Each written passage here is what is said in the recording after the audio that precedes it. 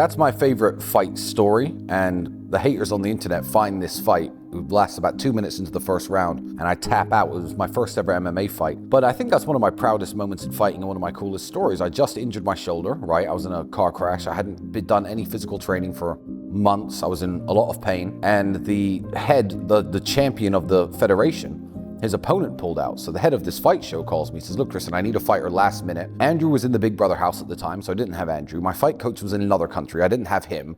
I didn't have anybody. So I just said, you know what? Yeah, fuck it. I'll do it. I'll take the fight on 1 day's notice, and I'll get in there and you know, try to win. I didn't win, but I think that's one of my proudest stories in fighting, and it's a pretty cool story, if you know the background to it. The fight, at the very beginning, we were talking with the rules, and they said, look, because you've come in last minute, would you like to alter the rules? Maybe the first round, no wrestling, so it's just gonna be stand-up, which is your arena. And I said, no, I don't wanna alter the rules at all. I would like the rules to be full MMA rules, and I want the rules that way, because if I do knock him out, then I've won, and I'm not gonna have him making any excuses. So I spoke very rudimentary basic Romanian at the time, but I heard his corner just telling him to grab me and wrestle me. So I threw 11 head-high kicks in those 2 minutes, I believe, 11. Because my arm was injured, my shoulder was injured, I couldn't jab properly, so I couldn't line up my right hand. And I knew if I could catch him with a head kick, I could actually knock him out. It didn't work. One of the kicks I missed, and I span around. That's how he grabbed me from the back and got me onto the ground for the first time. And I essentially tapped because I got off the ground the first time just by brute forcing my way up. And then when I tried that the second time, my shoulder was slipping out of place as I was pushing it.